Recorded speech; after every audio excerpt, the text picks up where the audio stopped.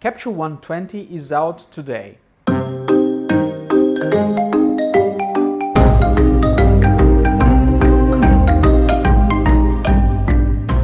Before we start, why 20?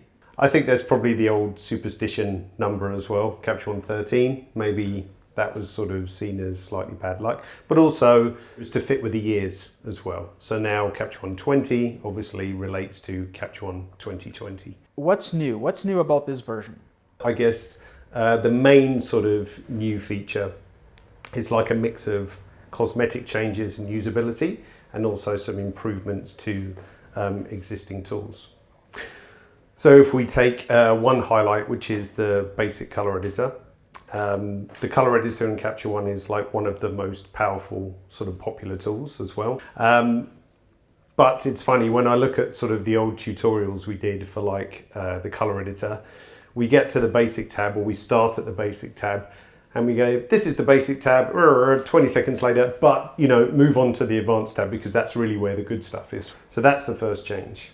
When you say basic, is it the slider thing, right? Like yeah, exactly. I guess the first thing is that you can still pick a range, you can really sort of define a very narrow range or a very broad range, limit saturation, like have tons of control. But if you quickly just want to go in and think, there's a blue sky, I want to make it darker, you've now got 8 color ranges, which you can either, you know, okay, I'm going to pick blues, and then I can change the hue, saturation and lightness of the blue. Or there's this really neat tool, which is like a little direct editor, where I just click on the photo, on the color I want to edit, and then drag horizontally or vertically to affect hue, saturation, and with a modifier key, lightness.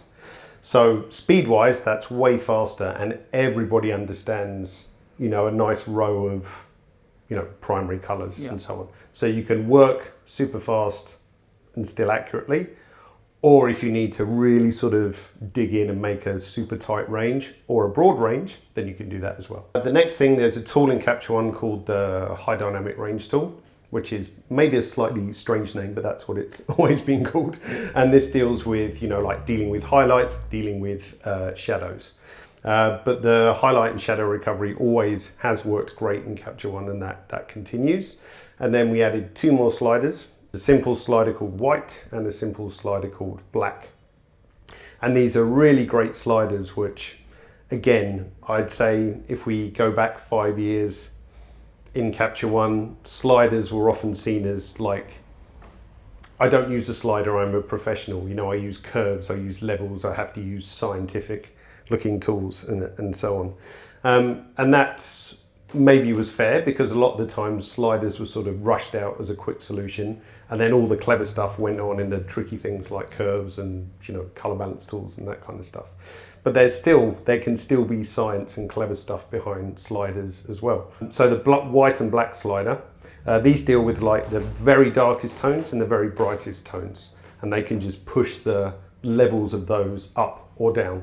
So if you have a great shot and you just want to get sort of a bit more punchy contrast into it, yes, you can add some contrast, but if you pull up the blacks, it will just drop those lower black tones down, and it's a really nice magical effect actually. The software is becoming easier, it's becoming more simple, more accessible. Yet at the same time, it seems to be losing nothing in terms of customization. Like, you can still make it your own, right? Yeah. And that's always a challenge, because the fact that you can customize it always means that we have to give you a starting point. Like, there has to be a default workspace.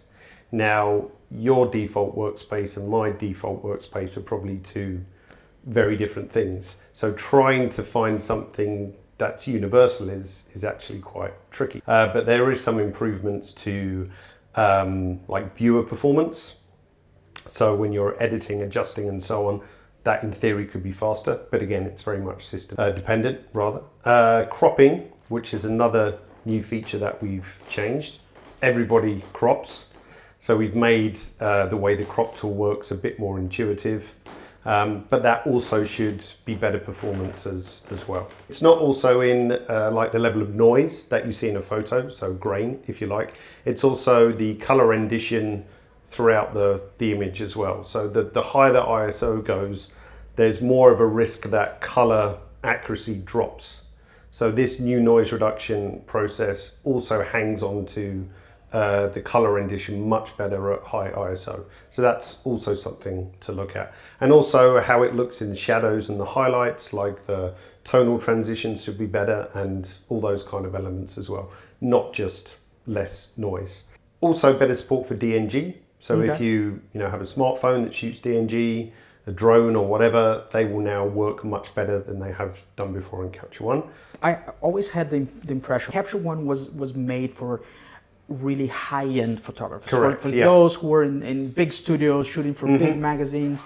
First, I want to ask, was that impression correct, and has that changed? Yeah, that impression was totally correct, because when Phase One started building cameras, they were only for the studio and there was nothing to connect them to. So we had to build an application to get the data off the camera. And as, if you like, DSLRs improved, then we saw a case, okay, maybe we could make the Phase One software work with DSLRs as well. But it was still very much a high-end solution. And if you go back a few years and look at all the marketing, like the professional choice in imaging software, all these kind of phrases that we used, very much positioned it as, if you like, the top-end solution.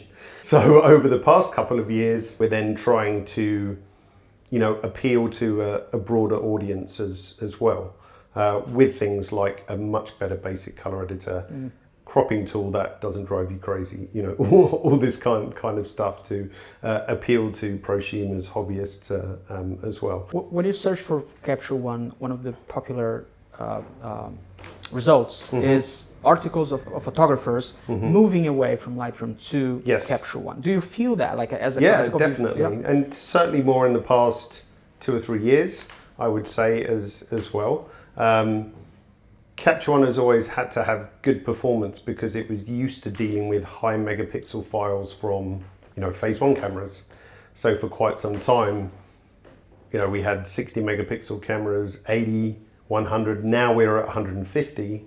So Capture One had to crunch a lot of data from Phase One cameras. So because of that, the under the hood stuff in Capture One has always had to be running quickly, and that has, like Formula One technology has a trickle down effect to, normal car manufacturers or whatever. It's the same kind of thing. So that performance benefit could be seen for everyone else.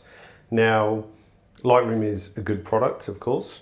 Millions of people use it, but it does have limitations in terms of performance. I know they've been addressing that more recently, but I still think if you compare the two, Capture One is faster at browsing, at processing, zooming in, panning, editing, adjusting, all those kinds of things. And also when you kind of run out of editing possibility with Lightroom, I think there's more that you can do in Capture One, like with color editing, like with using layers. Layers is incredible. Yeah. And again, I know in Lightroom you can use an adjustment brush, but it's not quite the same. It's not quite the same. It's far more elegant to have, a stack of your layers, which you can turn on and off, which you can vary the opacity of, which you can refine and feather and do all those kinds of things. Where with a brush with a load of dots over the picture, it's much harder to track what's doing what. So layers is, I couldn't do without layers in Capture One.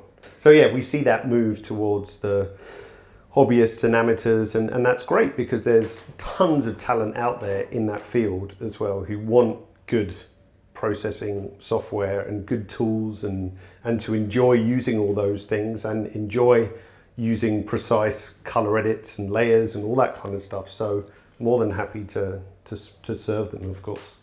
What do you think is next? What should we expect in the next few years? I don't know. It's interesting. It's like it's really hard to predict because it could be one of those things where people said film is always going to die, black and white photography is going to die. Now the sort of new thing that's coming up is artificial intelligence. So I can pull a slider and it will do magic stuff, or I can remove things and computational photography and so on, which I'm sure is going to get better and improve and so on. But I think there's always going to be a case for the control freak in us or me to want to be able to control what's going on. So I think we are going to see more artificial intelligence stuff, which is going to help a lot of photographers, but I don't think retouchers are going to lose their jobs. Capture 120 is out today. Yes. I wish you good luck. Thank you. And thank you so much. You're welcome. Pleasure.